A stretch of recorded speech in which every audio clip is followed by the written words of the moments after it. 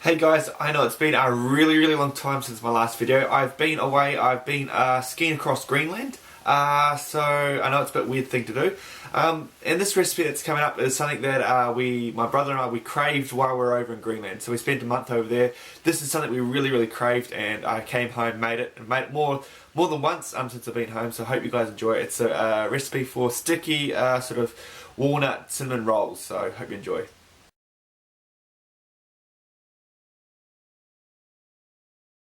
Right guys, so what we're going to begin with is a large bowl, and into the bowl we're going to stick 4 cups of just plain flour, and then we're going to sprinkle 2.5 teaspoons of dry yeast on top of it.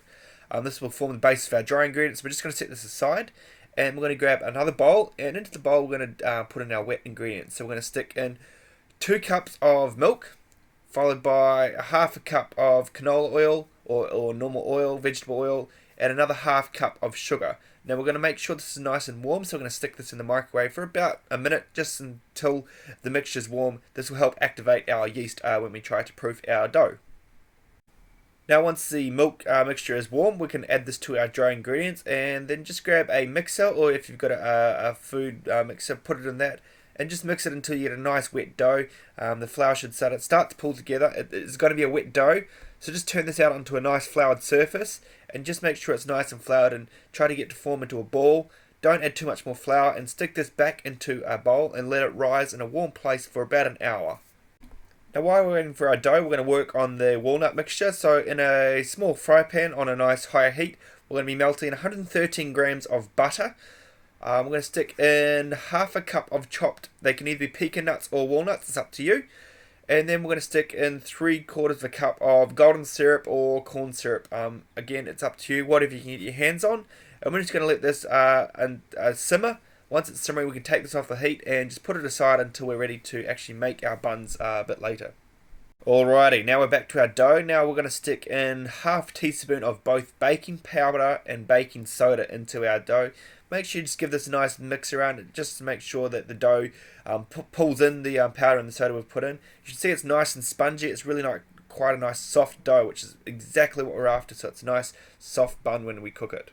Whenever you're making cinnamon buns, you've obviously got to make the inside sugar mixture. So we're going to stick in 3/4 a cup of white sugar into a small bowl, and then 2 large tablespoons of cinnamon. And we're just going to mix this together so you get a nice sort of brown sugar mixture. It smells absolutely divine.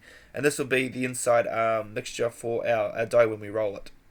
Right, now for the fun part, we're going to roll out our dough. On a floured surface, you're going to roll out a nice long rectangle until our dough is roughly around half a centimetre to a centimetre thick.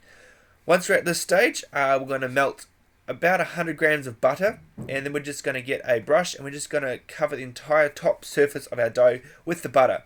Now that cinnamon mixture we worked on earlier, we're going to sprinkle the entire amount nice and evenly across our dough, and then we're going to roll it up. So make sure you get a nice tight roll as we roll lengthways, and you should get a nice sort of long log, like I said, and make sure it's not sticking to the surface. So now for the final part, we're going to grab a muffin tin, and into the bottom of each muffin tin we're going to spoon in a tablespoon of our walnut mixture.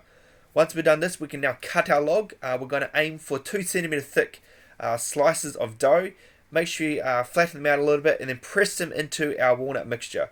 So when they cook, it should pick up the walnuts at the bottom of the muffin tray.